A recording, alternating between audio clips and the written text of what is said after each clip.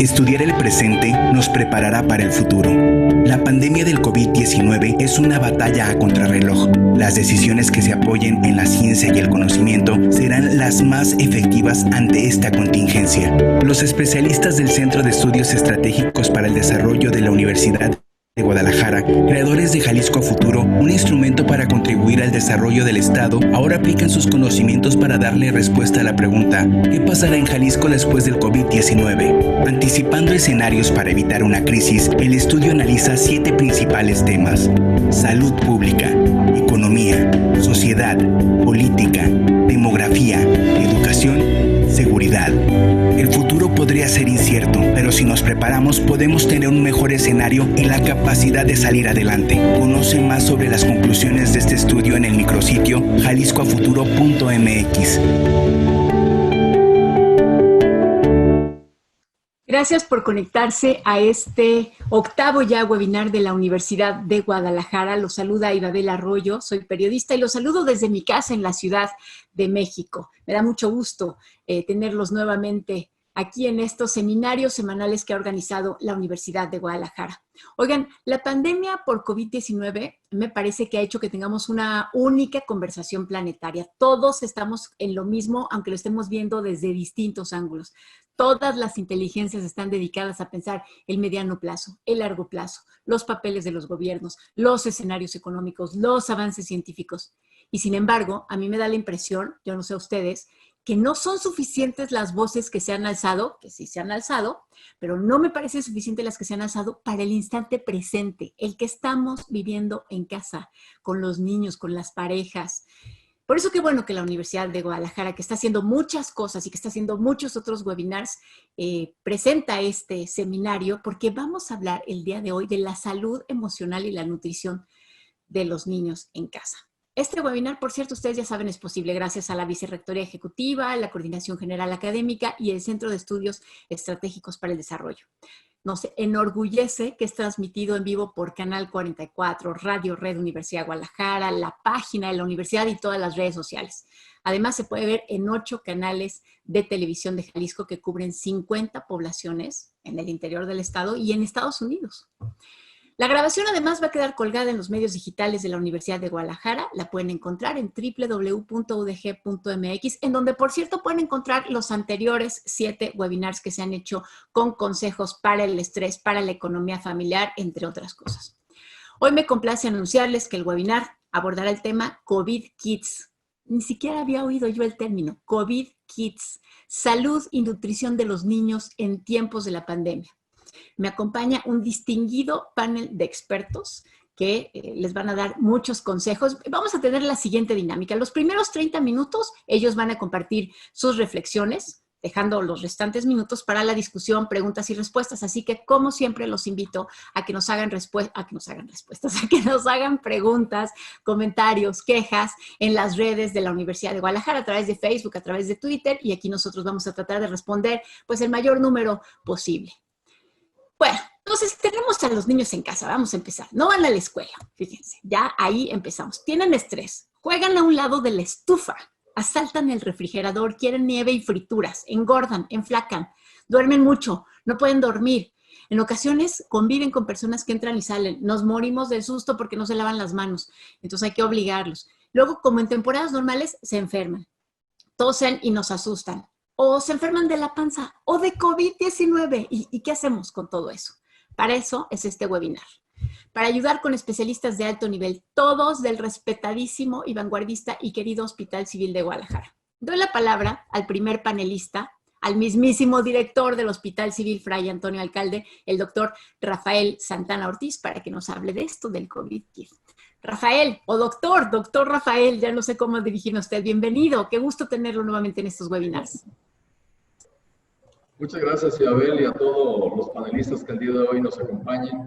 Agradecemos primeramente el espacio y comentarles que este COVID Kids, antes de hablar de lo que es la plataforma COVID Kids, quisiera dar algunos antecedentes importantes como para entrar en tema y que la población sepa de lo que estamos hablando y demás en términos muy populares. Recordar que este COVID-19, esta enfermedad, nace a finales de diciembre del año 2019, Y empezando el año 2020, la primera semana de enero, ya se tenía identificado este virus, este nuevo virus que estaba ocasionando esta enfermedad, virus conocido como SARS-CoV-2 y causante, repito, de la enfermedad conocida como COVID-19. Este virus que inicialmente aparece en China, en la provincia de Wuhan, y que posteriormente se dispersa por otros países de Asia, tanto del sureste asiático como del cercano oriente, como Irán, y que posteriormente llega a Europa, Italia, España, Alemania, Francia, Reino Unido, y posteriormente llega a América, inicialmente en los Estados Unidos, para luego dispersarse a lo largo de todo el continente americano. Algo importante que debemos de saber y recordar es de que el día 11 de marzo de este año la OMS la declara como una pandemia por la gran cantidad de países, ya para entonces 114 países donde el virus ya estaba presente y 118,000 personas ya infectadas. Importante que cosas que debemos de recordar respecto a esta infección, a esta enfermedad, es que este virus, SARS-CoV-2, se transmite primordialmente por gotitas de saliva, de persona a persona. Es la forma más común y más frecuente de poderse contagiar. Sin embargo, no es la única. Otra es mediante las manos al tocar objetos que pueden tener el virus y que puede ocasionar finalmente que lo acerquemos hacia nuestra cara, nuestros labios, o hacia nuestros ojos, o hacia nuestra nariz, que son las vías finalmente de ingreso. Importante. Particularmente en los niños el COVID-19, digo, no es para que nos dé gusto, pero sí cierta tranquilidad, afecta solamente entre el 2 y el 3% de los casos de COVID-19 son para los niños. Realmente, si comparamos la pandemia y la dimensión de la misma, 2 a 3% son pocos, pero uno solo de los niños jamás debemos descuidarnos ni confiarnos para que no se nos vaya a complicar. De ahí la importancia de que todos estemos pendientes. ¿Qué es lo que ocasiona, por qué razón es menos frecuente, afortunadamente, en los niños?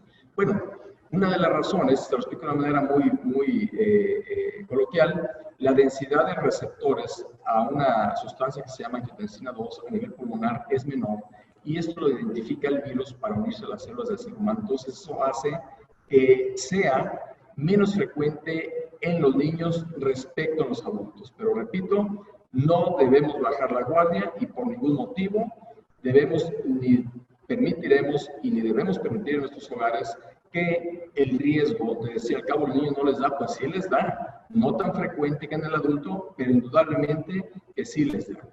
Importante, ¿qué pasa, por ejemplo, si yo tengo contacto con una persona que está con enfermedad de COVID-19? Bien, el periodo de incubación para que se manifiesten los síntomas es entre 2 y 14 días en promedio. En promedio, la media son 5 días para que el paciente ya dé positiva la prueba o para que pueda empezar a presentar sintomatología, son entre 5 y 7 días, repito, después de la exposición. Y algo importante es que el cuadro clínico, la forma de manifestarse esta enfermedad, si en los adultos es con fiebre, dolor de cabeza, problemas respiratorios como tos, dificultad para respirar, sensación de que le falta aire, en los niños, aparte de esa sintomatología, hay otros síntomas más vagos, más atípicos, no tan característica. De ahí que en los niños a veces cuesta un poco más de trabajo identificar la enfermedad. Niños, por ejemplo, que se han operado de alguna enfermedad y que de pronto no manifestaban un solo signo, síntoma de COVID, pues resulta que al final se tenía COVID. Bueno, eso respecto a la enfermedad como una introducción y explicar qué es el COVID Kids. El COVID Kids es una iniciativa que tenemos y tuvimos aquí en el Hospital Civil de Guadalajara. Es una plataforma de Facebook cuyo objetivo es ofrecer a los padres de familia y a los niños, dirigido primordialmente a los niños, ejercicios de actividades culturales, recreativas, educacionales, de ejercicios para que este periodo de confinamiento, de estar en el hogar, que puede generar estrés, ansiedad, actividades o conductas agresivas, extrañas o riesgosas, ocupemos a los niños para que tengan un aprovechamiento de este tiempo de confinamiento y que ellos puedan sobrellevar mejor esto durante el periodo que dure la pandemia. ¿Qué ofrecemos en esto? Es un grupo multidisciplinario quienes lo conformamos y donde se incluyen psicólogos, psiquiatras, comunicadores sociales, nutriólogos, pediatras, diseñadores gráficos, entre otros, y todos dando su mejor esfuerzo y talento para ofrecer este servicio totalmente gratuito a toda la población. Es el objetivo, es lo que consiste COVID Kids en forma gruesa y es, repito, una plataforma gratuita que se ofrece a través de Facebook. Muchas gracias, doctor Rafael. Entonces es cosa de meterse a Facebook y buscar COVID Kids, ¿es correcto? ¿Con eso es suficiente? ¿Con eso va a llegar uno a la página en donde encontrará todas estas sugerencias? Es correcto. COVID como es la enfermedad, Kid como niño en inglés y con ese al final Kids. COVID Kids. COVID Kids en Facebook. Ya escucharon ustedes, búsquenla en Facebook, que es una plataforma que pone a nuestra disposición el Hospital Civil Fray Antonio Alcalde. Y con esto paso a darle la palabra a nuestro siguiente panelista. Ustedes saben que no hay personas mejores que otras, familias mejores que otras, pero sí es posible que haya familias más saludables que otras, más sanas que otras. Sobre eso nos va a hablar el doctor Miguel Ángel Flores Tinajero, él es jefe del servicio de paidopsiquiatría, nos va a decir cómo lograr la salud familiar en la dinámica en casa. Doctor Miguel Ángel, buenos días. Muy buenos días y gracias a todos por recibirnos en su casa. Miren, utilizar la experiencia histórica que los mismos hospitales han tenido y que las familias, en el sentido común de cuidarnos, de cuidarse, pues son cosas tan simples como sabemos que un hospital que tiene lavado de manos tiene un menor índice de infecciones. Sabemos que utilizar cubrebocas cuando se hacen cirugías tiene un mejor índice de menos infecciones. Y esto se ha traspolado a las familias, el lavado de manos, el cubrebocas. ¿Por qué? Porque es la experiencia que hemos venido. Los textos sobre psiquiatría y pandemias como el de Huberik nos mencionan en el 2019 que si no nos protegemos en refugiarnos, si no nos cuidamos en aislarnos, podemos tener de una situación subsecuente, infectarnos y poder sucumbir. Entonces, sí, la lógica es protegernos, aislarnos para poder tener refugio del cuidado. Pero este refugio también en otros estudios que se ha tenido en otras pandemias o enfermedades como H1N1 se ha visto que los niños pueden cursar con problemas somatomorfos o neuróticos. ¿Qué es esto? Expresan por el cuerpo o expresan en su desarrollo las manifestaciones del temor o del miedo. Cuando se trata del estrés, esto es algo que nos pone de alerta y que puede ser favorable para poder adaptarnos y resolverlo. Pero cuando ya pasa que el niño, por ejemplo, les voy mencionando algunos casos, tenemos bebés que no logran dormir. Y cuando ya no logran dormir, tenemos que hacer un manejo también de la mamá o del papá, del cuidador primario, porque está habiendo un problema en la vinculación. Y esto va a hacer que el niño exprese por medio del sueño o de la alimentación el síntoma. Entonces, en la experiencia, en la salud mental se ha visto que ha habido problemas en los bebés de ese tipo. Los problemas ya neuróticos van a ser cuando ya manifiesta el niño ansiedad. Los niños tienen periodos de ansiedad normativa a lo largo de su vida, pero pueden estos picos acentuarse en estos eventos. Por ejemplo, a los 8 meses el niño puede tener un fenómeno que le llamamos ansiedad por separación y se puede acentuar. A los 3 años que se da el proceso de individuación-separación, también a los 7 años el niño adquiere el concepto de moral y el concepto de muerte y puede ser que la situación que vivimos haga que sus creencias sean mayores y le den mucho miedo y entren a problemas de ansiedad. ¿Qué otras cosas pueden pasar en la salud mental con los niños y las familias? Se sabe que las personas que tienen problemas ya de enfermedad mental previa, como esquizofrenia, esquizoafectivo o trastornos bipolares también, o depresión infantil o ansiedad, van a ser un grupo de riesgo para manifestar mayor problemática de enfermedades en la casa por el refugio que están viviendo.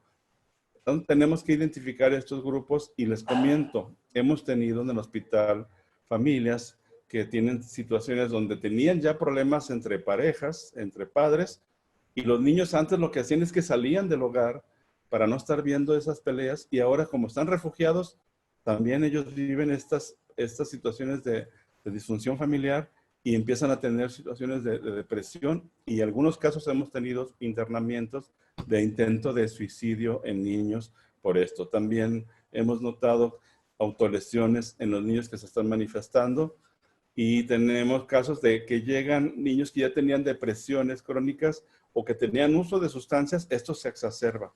Y otro grupo de niños que se ha estado refugiando, pero en el internet. Eso es grave. ¿Por qué? Porque la pasan la mayor tiempo de ahí, y no hay como un contacto con los demás.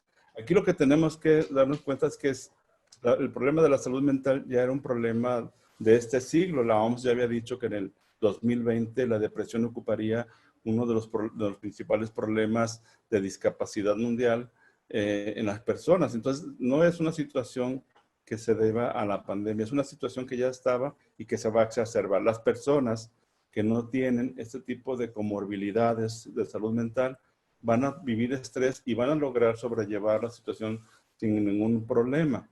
¿Qué tienen que hacer las personas que tengan algún problema de comorbilidad en salud mental o que tengan estrés? Buscar sus fortalezas. Lo hemos mencionado en las cápsulas de COVID Kids y lo seguiremos comentando aquí.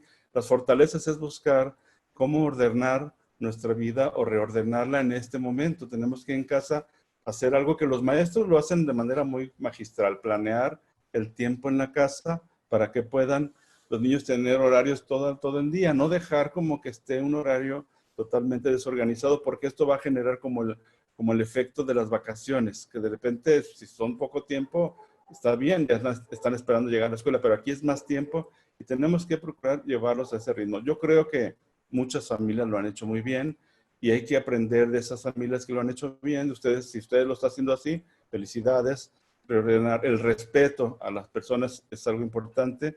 Y la vinculación que se da, yo me pregunto, ¿qué va a pasar con los niños que ahora su mamá está con ellos y su papá? Pues va a pasar algo muy hermoso, que el niño va a aprender a vivir más tiempo con su padre, con su madre, y esto le va a generar la seguridad básica de la vinculación. Y cuando regresen a las escuelas, lo más seguro es que vayan más seguros porque reaprendieron a estar juntos ellos dos.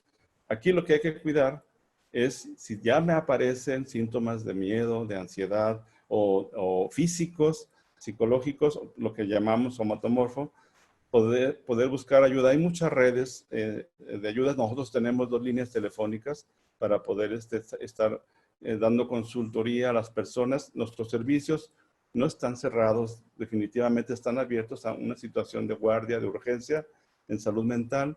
Y les comento, tenemos en este momento pacientes hospitalizados con estas comorbilidades que no son secundariamente a enfermedad de COVID, sino que son secundariamente al evento del aislamiento, que recordemos que esto es para protegernos. Tenemos un tiempo corto, pero con esto iniciamos. Muchas gracias. Muchas gracias, doctor Miguel Ángel.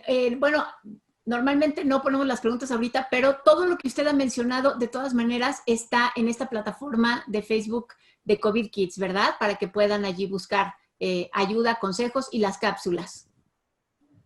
¿Es correcto? Sí. Okay.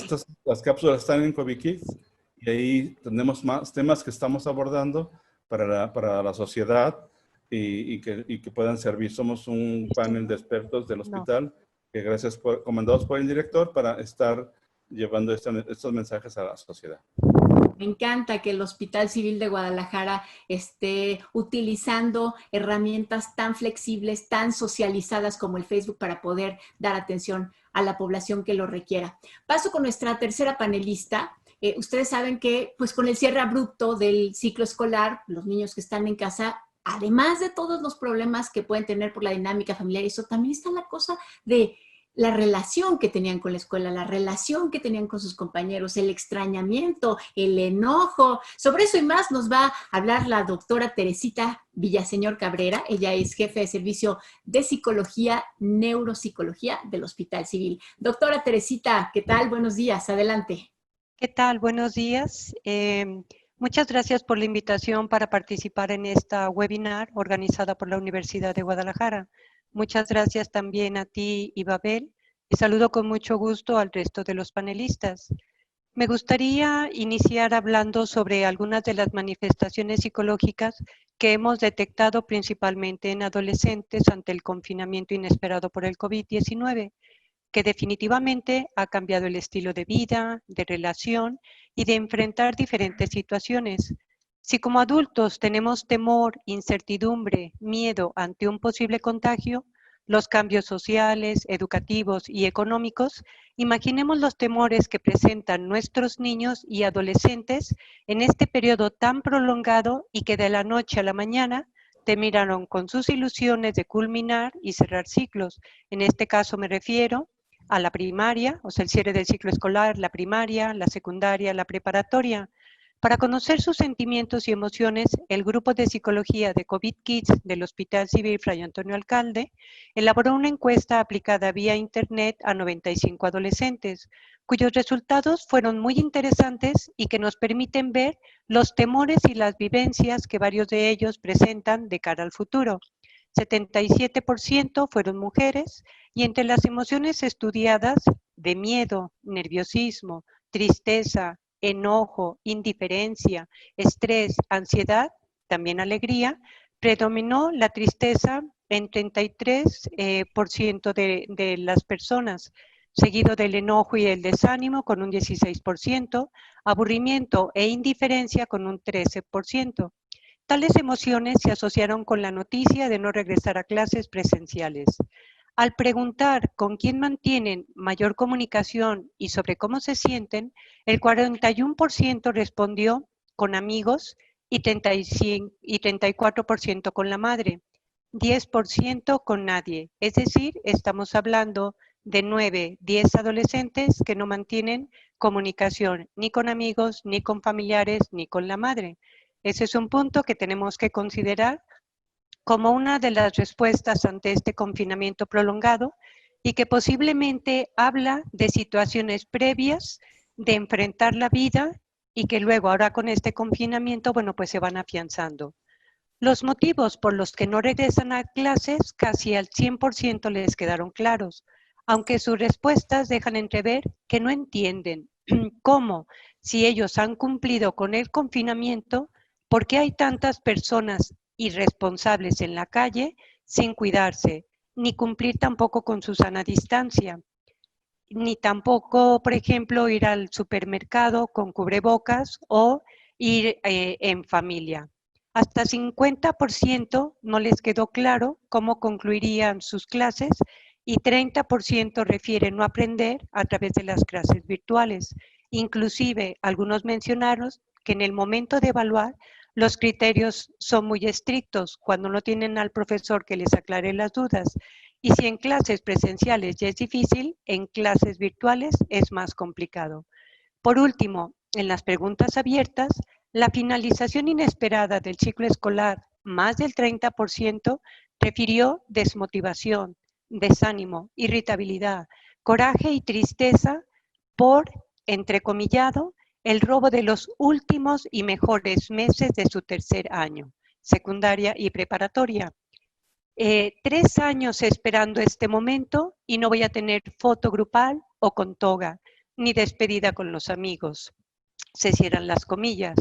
Por otro lado, también un 20% mostró preocupación por el futuro, por la incertidumbre económica y trabajo de sus padres, miedo por lo que implica el cambio como el ingreso a la universidad. Tal panorama es una muestra de lo que muchos adolescentes están viviendo en casa. Si a ello sumamos los cambios y tormentas hormonales que están viviendo, imaginemos sus sentimientos y percepción actual y futura. Por ello, recomendamos en este momento hacer un cambio de clic en la que se propicie y acompañen como padres el rediseño de su proyecto de vida inmediato y de cara al futuro, pero sin olvidar la realidad que se está viviendo. Es decir, tenemos que ayudar a los chicos a volver a empoderarse y generar otras ilusiones. Esto es, efectivamente, se cierra un ciclo, pero se abren otras oportunidades. El reencuentro consigo mismo, descubriendo talentos que no se conocían, aprender a tocar un instrumento, remodelar la habitación, entre otros, pero también aprender a adaptarse en el confinamiento. No todo es malo. También Esta es la oportunidad de hacer nuevos amigos, el aprendizaje de haber vivido un confinamiento, los retos de la nueva escuela, por decir algunos. Recuerden, padres, que es muy importante, perdón, reafirmar a los chicos que no están solos. Los padres son la base en la que se finca la seguridad de los adultos del futuro. Muchas gracias. Gracias, doctora Teresita. Híjole, creo que el diagnóstico que ha hecho es un diagnóstico pesimista. Bueno, sí es un diagnóstico un poco negro. Nos recuerda que no solamente estamos combatiendo contra una enfermedad y una pandemia, que tampoco no solo estamos combatiendo contra un problema económico, sino que también estamos enfrentando lo que le vamos a dejar a las generaciones que vienen, porque todo esto que acaba de decir la doctora Teresita va a marcar a las generaciones para el futuro. Le doy la palabra a nuestra cuarta panelista. Ella es Luz María Pérez. Está en el servicio de nutrición, perdóname, doctora Luz María Pérez, servicio de nutrición del Hospital Civil, y ella nos va a hablar de este aspecto tan importante en casa que tiene que ver con los niños que no comen, que no quieren comer lo que hay, o los niños que comen de más, o los que asaltan el refrigerador. ¿Qué hacer con eso en el día a día? Doctora Luz María, adelante. Muchas gracias, Ibabel, por la invitación. Y sí, efectivamente, este tema sobre la alimentación saludable en épocas de confinamiento viene a ser un tema que, bueno, lo sugerimos para este panel porque varios compañeros de trabajo, incluso a través de la plataforma de Facebook, han tenido esta duda: ¿qué hacer cuando mis hijos se la pasan desfilando todo el día en la cocina, saltando a la alacena? Entonces, bueno, de acuerdo a unas directrices de la alimentación sana de la Organización Mundial de la Salud, vamos a resaltar unos puntos importantes.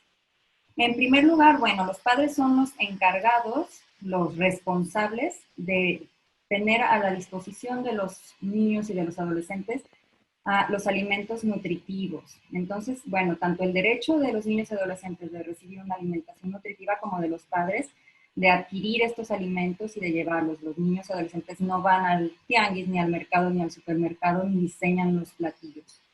Entonces, bueno, ¿cómo hacer para que estas opciones de alimentos sean adecuadas? Bueno, en primer lugar hay que incrementar el consumo de frutas y verduras al día.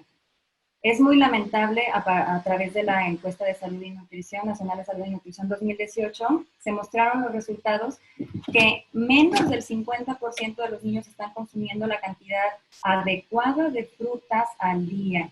Y bueno, menos del 25% de los vegetales. Entonces estamos hablando que están por debajo los aportes de vitaminas, de minerales, de fibra, a partir de estos dos grupos de alimentos. Recordemos que vivimos en un país sumamente diverso en cuestiones de frutas y vegetales. Tenemos frutas de temporada con precios mucho más accesibles. Entonces, pues es importante empezar a fomentar hábitos en la familia. La recomendación de la OMS es alrededor de 400 gramos al día. Esto lo podemos cubrir con 5 porciones, ya sea 5 piezas, o si la pieza es muy grande como un melón, podría ser una taza de melón. Entonces, bueno, lo podemos incluir a manera de postres, de guarniciones, incluso de colaciones. Muchas veces no saben qué dar de colación. No tenemos que ir a hacer o elaborar postres complicados. La fruta y la verdura, yo estoy convencida que tenemos que volver a lo fundamental. Tenemos que ser más prácticos y más naturalistas, por así decirlo. También tenemos que hacer una disminución significativa en el consumo de azúcares simples. Esto a través incluso de las bebidas. Entre un 20 y 30% del consumo de calorías a través de las bebidas está en niños y adolescentes presente. Llámese a manera de refrescos, de jugos, de bebidas para deportistas. Alrededor del 30% en leche con azúcar, o bueno, con estos polvos de chocolate, de fresa, de sabores, y les están incrementando el consumo de calorías a través de las bebidas. Recordemos que la sugerencia siempre va a ser consumir agua potable, agua simple potable. Luego nos encontramos con, no, yo tengo sed de refresco, tengo sed de leche, ¿no? Entonces, si se generan estas gustos y aficiones en el paladar desde tempranas etapas de la vida, pues evidentemente en etapas posteriores de la vida va a ser complicadísimo solicitarle a un adolescente, joven o adulto, por favor, hay que tomar agua simple potable. Disminuir el sodio. ¿Cómo vamos a hacer esto? Bueno, prácticamente al disminuir el consumo de sal de mesa. Lamentablemente tenemos la costumbre incluso de poner el salero en la mesa e incluso poner un poco de sal antes de empezar a consumir los alimentos. Recordemos que niños y adolescentes, y sobre todo en esta época de confinamiento donde están ahora sí que conviviendo más horas, se están adquiriendo hábitos a través de la vista. Los niños absorben los comportamientos y si ven a papá, tío, abuela poner sal a sus alimentos, ellos lo van a replicar, así como cuando le van a las chivas, siempre les digo a las mamás de pacientes, le van a las chivas y el niño le va a las chivas por identificarse, va a ser lo mismo si lo ve tomando un refresco, si lo ve tomando un jugo o poniéndole un poco de sal a sus alimentos. Entonces hay que eliminarlo, al igual que los embutidos. Los embutidos muchas veces tienen amplia aceptación por este grupo de edad, entonces hay que mejor sustituirlos por alimentos saludables, como en este caso frutas y verduras. Y bueno, disminuir el consumo de grasas. ¿Cómo podemos llegar a esto? Al disminuir el consumo de grasas, ojo, no es satanizar las grasas, es elegir mejor calidad de grasas y disminuir la cantidad de estas. ¿Cómo lo podemos hacer? Ahora sí que intercambiar las técnicas culinarias de freír, capear, por las hervido o por cocinar a la plancha o cocinar al vapor.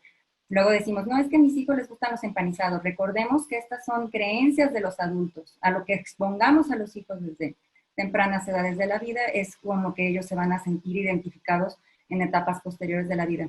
Y bueno, para finalizar, entender que los hábitos saludables se dan en familia. Entonces hay que generar un entorno familiar saludable. Activación física, lo podemos hacer a través de las pantallas de televisión, con las cuerdas, ahora que estamos en época de confinamiento. Utilizar el momento de la comida para dialogar, no discutir, no distraernos con la televisión, los celulares. Involucrar a los hijos en el diseño y en la preparación de los alimentos también ha dado muy buenos resultados para que ellos tengan mejor adaptación a los alimentos.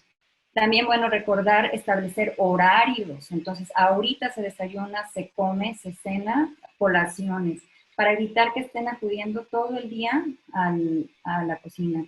Y bueno, finalmente, pues, entender que el ambiente familiar es un factor predisponente para una cultura de la buena salud y pues estilos de vida saludables para todos.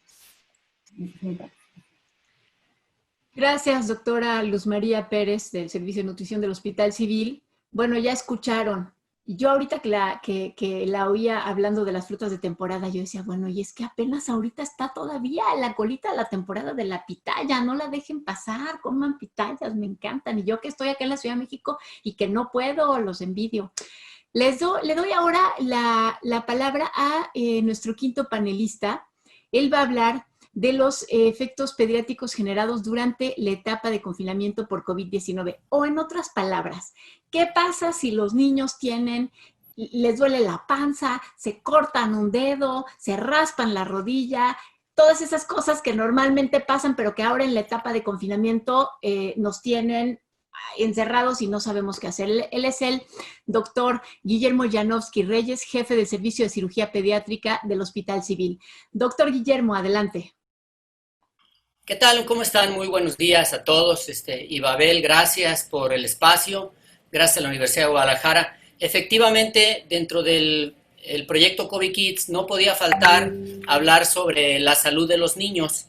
Y bueno, en este periodo de confinamiento, como bien lo sabemos, pueden ocurrir en la casa urgencias reales o urgencias sentidas. Una urgencia real es aquella verdadera que si no se atiende de manera oportuna e inmediata pone en peligro la vida seriamente del niño. Una urgencia sentida, pues es aquella que si bien no es inminente la pérdida de la vida del niño, sí preocupa o pone en una situación de alerta a la familia y al mismo niño. Entonces nosotros hemos configurado una serie de cápsulas a manera de recomendaciones, las cuales están avaladas por la Academia Mexicana de Pediatría, por las guías de buenas prácticas médicas y asimismo las ponemos a disposición de la población con palabras sencillas y entendibles, utilizando un principio de cómo reconocer el problema. Segundo, ¿qué puedo hacer en casa para mitigar la molestia? Y tercero, ¿en qué momento le debo de hablar al especialista o al hospital para recibir una atención más profunda respecto al problema que mi niño tiene? Habrá que reconocer que en este periodo de confinamiento nosotros tenemos niños sanos que si los encerramos en su casa, por su propia naturaleza, el niño quiere jugar, quiere correr, necesita espacio, no está yendo a la escuela, no está yendo con sus compañeros. Entonces, toda esa energía la quiere descargar. Por otro lado, esto los favorece a que tengan accidentes en el hogar. Tenemos también niños enfermos que ya de por sí tienen patologías propias. Podemos hablar de niños con patología del riñón, niños que tienen tumores o niños con enfermedades hematológicas, y que agregado a esto los confinamos y que también van a requerir su espacio y ahorita no se les puede dar. Además de los problemas mentales que ya se han tocado a ellos y los problemas de tristeza y todo lo que la doctora Teresita explicó y lo que el doctor Miguel Ángel también atinadamente comentó, bueno, no nos escapamos de los dolores de la garganta, dolor del oído, infección de las vías urinarias, infecciones en la piel, infecciones respiratorias que no son COVID, dolor o algún problema de tos, ¿sí? Y además hay que reconocer las urgencias verdaderas, ¿no? Como aquellas en las que el niño no respira, aquellas en las que el niño se fractura un hueso por haberse caído de la azotea, aquellos niños que por tristeza, por ejemplo, cuestionan o dicen claramente que se quieren suicidar. ¿Qué es lo que podemos hacer para atender a estos niños en el hogar? Y algunas recomendaciones muy importantes, sobre todo creo que es muy pertinente hacer hincapié en que en casa debemos de tener un botiquín que debe de contener por lo menos vendas, curitas, gasa estéril, gasa que no esté estéril para hacer algún tipo de fijación de una lesión, cotonetes, agujas, algunas pincitas de las cejas, tijeras, lociones de calamina para el prurito, vaselina, crema tópica con antibióticos, cinta adhesiva, alcohol, jarabe para la tos, termómetros y mertiolate. Entonces, en este espacio tratamos de estar orientando a las familias respecto de este tipo de cosas con patologías específicas, por lo menos 50 condiciones que no son de gravedad, pero que van a causar dolores de cabeza a los papás si no les explicamos de una manera sencilla qué deben de hacer. Esto es lo que ofrece la cápsula de recomendaciones del pediatra. Excelente, muchas gracias, doctor Guillermo. Bueno, pues ya saben que allí lo pueden buscar y espero que hayan anotado lo que tienen que poner en el botiquín. Y si no, ahí lo pueden encontrar, ¿verdad, doctor? Otra vez la lista de todos los elementos esenciales del botiquín, porque uno cree que una curita y alcohol y ya eso es suficiente. Así es. Muchas gracias, doctor. Bueno, pues entonces ahora sí pasamos a algunas de las preguntas que han estado formulando a través de las redes sociales quienes están atentos a este webinar. Voy a empezar con una de una periodista y después paso a las otras. Sandra Ballesteros, de la agencia informativa Cuadratín, le pregunta al doctor Miguel Ángel Flores, ¿cuántos casos de niños con complicaciones de salud mental graves, de gravedad, o sea, incluso intentos de suicidio, les han llegado producto de la pandemia? Es decir, ¿se puede saber eso? ¿Hay una diferencia notable con el número de casos que llegaron en años anteriores? Doctor Miguel Ángel. ¿No lo escuchamos, doctor? ¿Anda por allí? Ya. Listo. Ajá. Nuestra población, en este momento, de los niños que están llegando, no es una población alta, y creo que tenemos que remarcar esto. El riesgo parece ser que lo anuncia también la Organización Mundial de la Salud.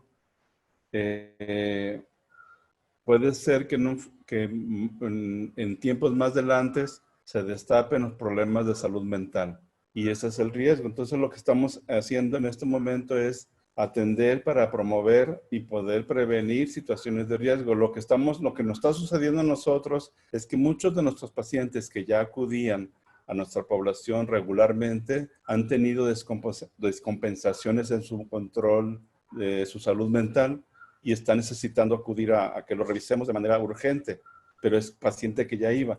Producto de la situación del aislamiento, tenemos esos mismos casos, pero que se han acentuado porque los niños quedan confinados en casa y la situación, y aquí ojo, de los problemas que hay de pareja o de familia o de la misma persona que puede tener algún problema psicológico y no se ha atendido, hace que el ambiente de casa caiga en una situación de violencia, de gritos, de maltrato, y que esto acentúe la situación de los niños. Tenemos el caso, por ejemplo, de un niño que no podía salir a la calle. Es una niña que al no poder salir a la calle, que es lo que hacía antes cuando sus papás peleaban, queda en la casa y vive todas las peleas. Y le preguntamos, ¿y qué haces cuando ves a tus papás pelear? me voy a mi cuarto. ¿Y qué te la pasas haciendo ahí? Llorando. Me la paso llorando y estoy ahí, pero de repente empiezan a tener ya conductas de riesgo de tipo suicida y es que llegan. Hemos estado teniendo en año anterior más o menos una población de 1,200 casos de depresiones infantiles. Esto no ha aumentado y yo no creo que en este momento vaya a aumentar, pero sí tenemos más o menos una población de niños que van para hospitalizarse entre 2 o 3 casos por semana. No es una situación grave, pero aquí lo grave es que estén en casa y que estén viviendo esa situación y que esto vaya a repuntar más adelante. La intención de la salud mental infantil es que usted identifique si en este momento está perdiendo el control. Cuando una persona manifiesta agresión o se manifiesta agresiva, es que puede ser un problema intrapsíquico que tiene, un problema de su propia salud mental, y es buen momento para darnos cuenta y atenderlo. Yo creo que es el consejo que podemos decir. No huya de él, atiéndalo. Igual si su niño está teniendo alguna dificultad de conducta, cuando hablamos de salud mental en los niños, tenemos que hablar de por edades. Muchas gracias, doctor Miguel Ángel. Hay una pregunta directamente también para la doctora Luz María Pérez, nuestra nutrióloga del grupo, la doctora Luz María Pérez. Son dos preguntas.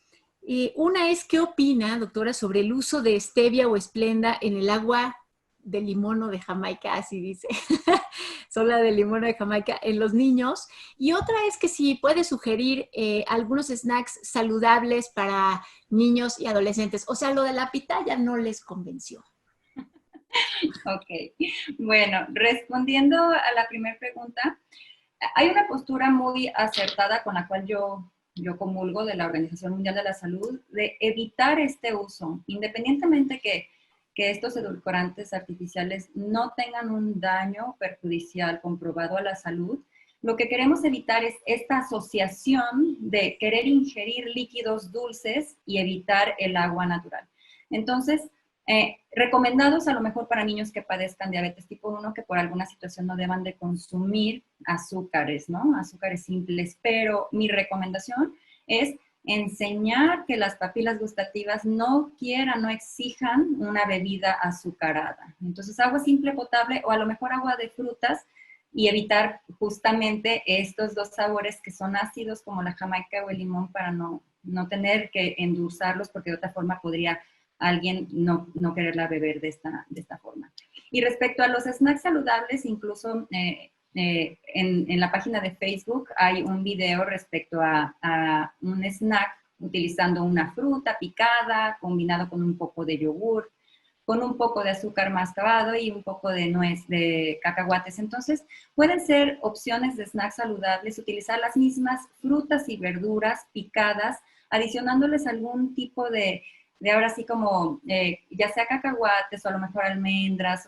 Luego hay esta sensación de que no, es que ciertos postres o ciertos alimentos son caros. Recordemos cuánto estamos dispuestos a pagar por un refresco de cola o cuánto hemos pagado por algún café o por la comida, una bolsa de 90 gramos de papas. Entonces estoy convencida que tenemos esta idea de que los alimentos saludables son caros, pero no cuestionamos al momento de las papitas y de los refrescos. Entonces, mi invitación siempre es a utilizar frutas y vegetales, además de sumado a que el menos del 50% de la población infantil está consumiendo las recomendaciones adecuadas, incluirlos picados, molidos, con hielo machacado y hacer una pasta de frutas, partidos, volver a lo fundamental, morder la manzana, comer la jícama, el pepino, y sobre todo ahorita que está haciendo tanto calor. Doctora, y antes de darle la palabra a otro panelista, aprovecho para subir una pregunta, ya que dijo lo de la jícama y el pepino. Me dicen que ¿el chilito qué? ¿El chilito está bien o el chilito está mal? Justamente cuando me hacen esta pregunta, porque me hacen muy seguido, bueno, ¿están bien o están mal? No creo que es cuestión de bueno o malo, sino de la cantidad, de la frecuencia y si me causa daño. Obviamente, si hay niños que padecen o adolescentes gastritis, pues vamos a tratar de evitar el consumo de estos chilitos. También recordemos que estos chilitos tienen sal, entonces elevarían nuestro consumo de sodio. Entonces, Tampoco queremos acostumbrar el paladar de los niños. Yo veo niños preescolares que están comiendo papitas muy picosas, entonces al rato van a ser adolescentes o jóvenes con problemas gastrointestinales. Entonces, a lo mejor sí, o sea, yo no soy de las de no, nada, nunca, sino sí, eventualmente, sí para alguna reunión o algún festejo en cantidades moderadas. Siempre la moderación es la mejor opción. Muchas gracias. La siguiente pregunta es para el doctor Rafael Santana, a quien le pido que vaya activando su audio. Doctor, esta es una pregunta que inquieta a varios de los que nos están observando. Yo ni siquiera estoy enterada de esto, pero son varias, entonces a lo mejor sería bueno darle salida a esto.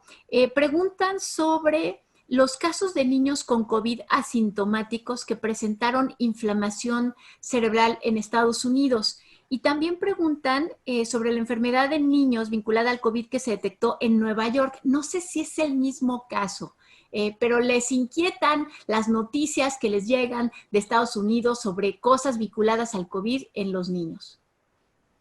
Sí, respecto a esa pregunta que se hace, realmente son pocos los casos que se han manifestado de esa manera, efectivamente, con una especie de inflamación. Poder opinar o definir cuál es el mecanismo o si es un signo característico en esos pacientes es todavía muy precoz. ¿Por qué? Porque son pocos los pacientes realmente que apenas se manifiesten con esa enfermedad. Entonces, la definición de si es parte o no de las manifestaciones clínicas de un paciente con COVID-19 son todavía precarias. Sí, si hay inflamación, ¿y qué va a generar eso? Pues va a generar dolorcito de cabeza, malestar, cierta confusión y demás. Pero repito, son todavía muy pocos casos como para poder definir con precisión esto, y más en niños que son los menos afortunadamente afectados.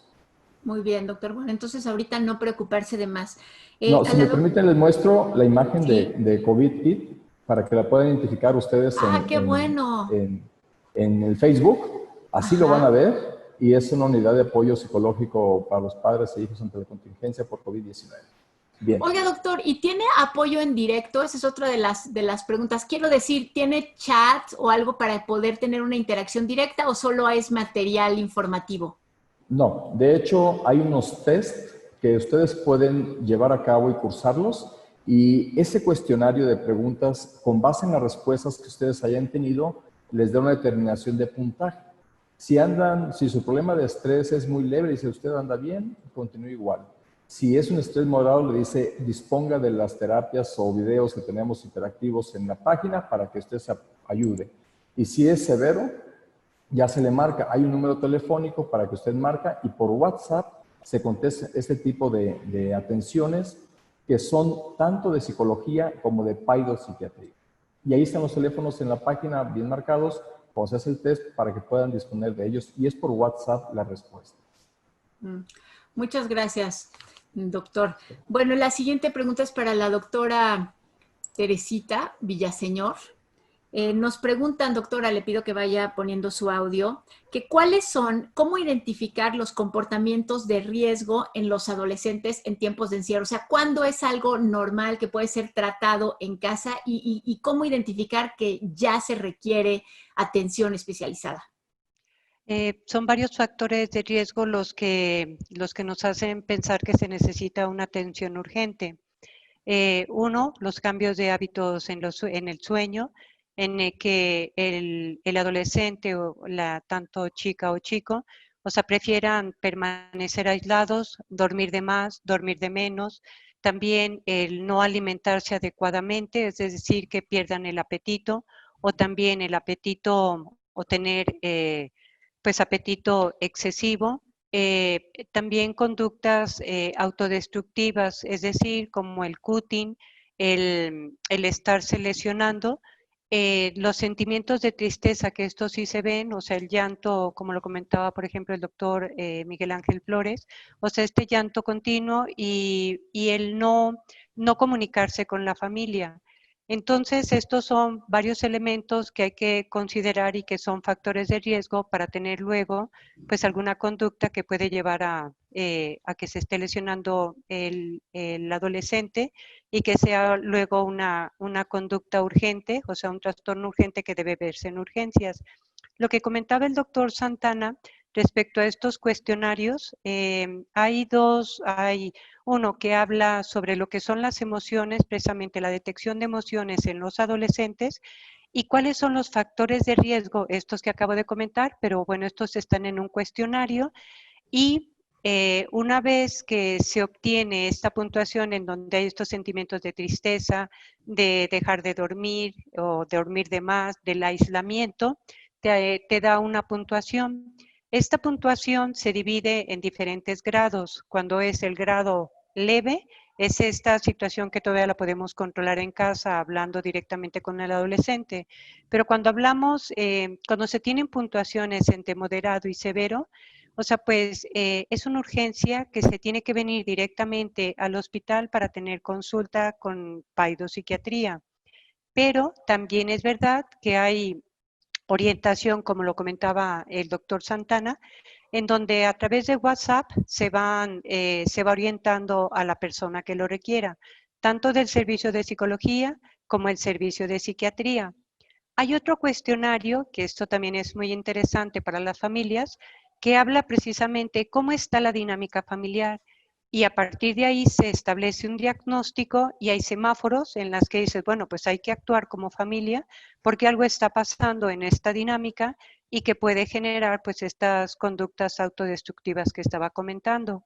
Yo les invitaría que visiten tanto la página de Facebook para que llenaran estos cuestionarios y con mucho gusto atenderles, orientarles de la medida de lo posible, de acuerdo a las manifestaciones clínicas que vayan teniendo, y también visitar el micrositio del Hospital Civil Fray Antonio Alcalde. Cuando uno entra a la página del hospital, inmediatamente, o sea, pues vamos viendo que hay ligas que te llevan a este micrositio de COVID Kids, y ahí pues están también estos cuestionarios y también ahí están señalados los teléfonos que comentaban el doctor Santana para atender a través de WhatsApp. Gracias, doctora Teresita. La siguiente es una pregunta para el doctor Guillermo Janowski. Doctor, esta es una pregunta sobre los mitos sobre la fiebre y la diarrea. Le preguntan que si es verdad que hay que dejar que los niños tengan fiebre y que hay que dejar que tengan diarrea para que saquen todo y salgan adelante. ¿Eso es verdad? Preguntan aquí en el foro. Muy bien, muchas gracias. Agradecemos las preguntas porque de eso se trata. Los niños que tienen fiebre, hay que reconocer que esto es un problema frecuente. No necesariamente fiebre es sinónimo de infección y sí podemos hacer algunas cosas en casa antes de alarmarnos y acudir con el médico. Lo primero que tenemos que hacer es tener un buen termómetro. La temperatura se puede medir en el niño dependiendo de su edad, en la mucosa oral, se puede medir en la axila o incluso se puede medir rectal, ¿sí? Normalmente lo que yo les digo a mis pacientes es que entre 36,5 y 37,5 las cosas están razonablemente bien y no habría mayor problema. De 37,5 a 38 grados centígrados el niño tiene febrícula, está irritable, lloroncito, no está normal. Y esto se puede resolver con un baño corporal. El baño corporal debe de ser con agua a temperatura ambiente, no fría, no helada, sí, tampoco cálida, así como si lo pusiéramos en caldo de pollo al niño, no, una temperatura templada y más o menos espacio de 15 o 20 minutos. De 38 grados a 40 grados, esto sí es fiebre, esto es un problema serio. El niño puede delirar, puede estar sudando, tener escalofríos, esto se debe a que pierde calor.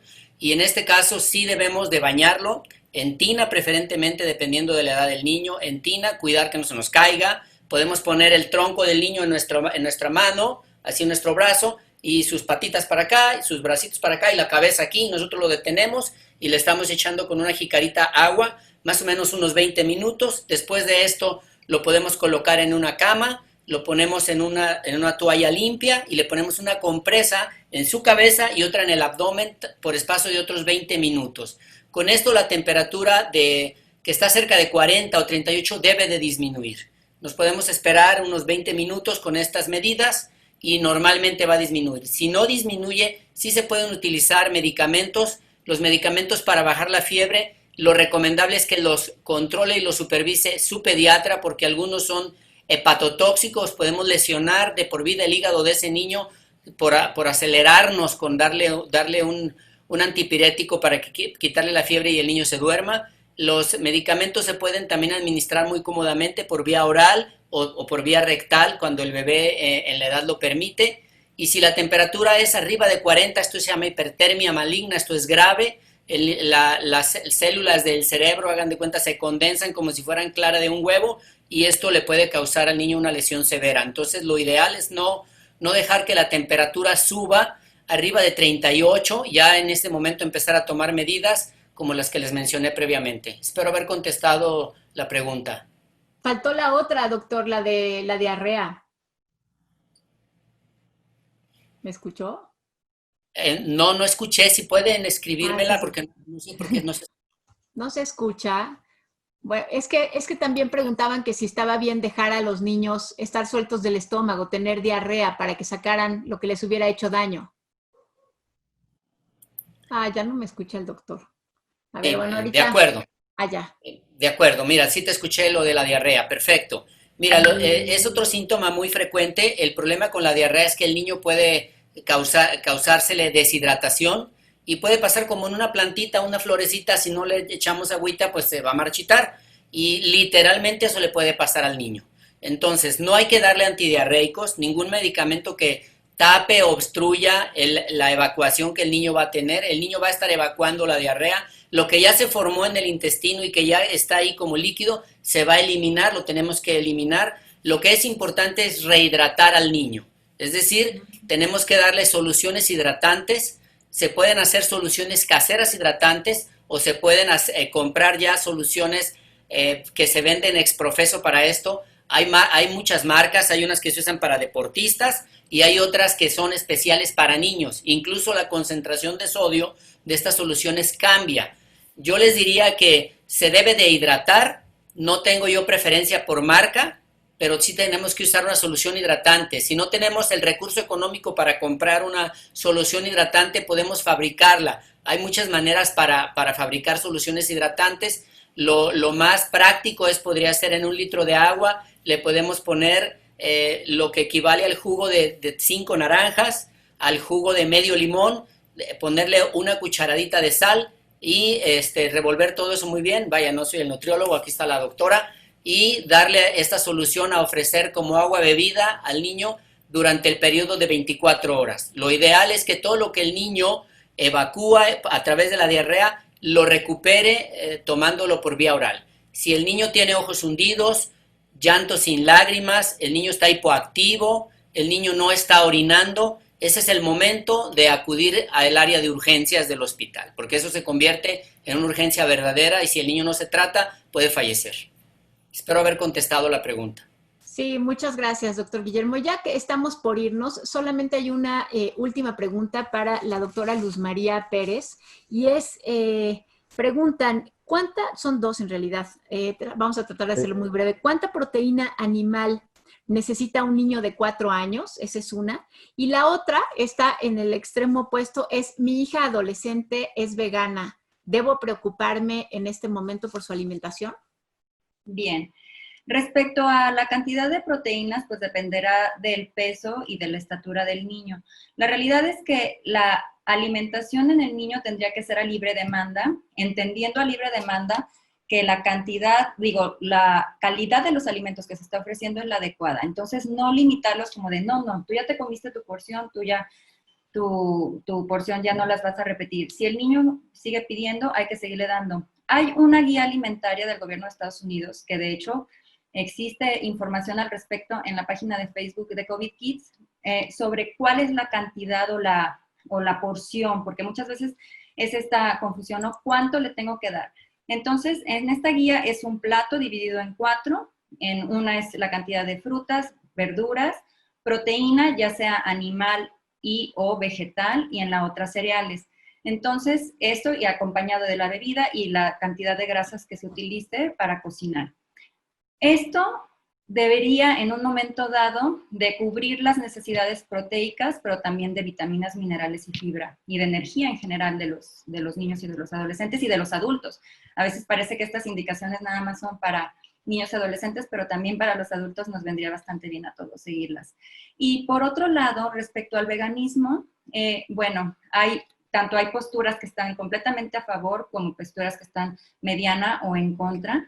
En la cuestión de los adolescentes hay que tener aquí mucho cuidado porque a veces pueden ser pequeños síntomas de una puerta a trastornos de conducta alimentaria, que entonces se cubra con el yo no como carne, pero como un mecanismo de no voy a comer alimentos y entonces como no estoy comiendo carne, todo el mundo lo acepta de alguna manera, que no estoy comiendo carne porque soy vegana, pero podría ser el indicio de algún trastorno o de un posible desarrollo a futuro de un trastorno. Recordemos que en la adolescencia es el grupo más vulnerable para desarrollar bulimia, anorexia, comer compulsivo y demás.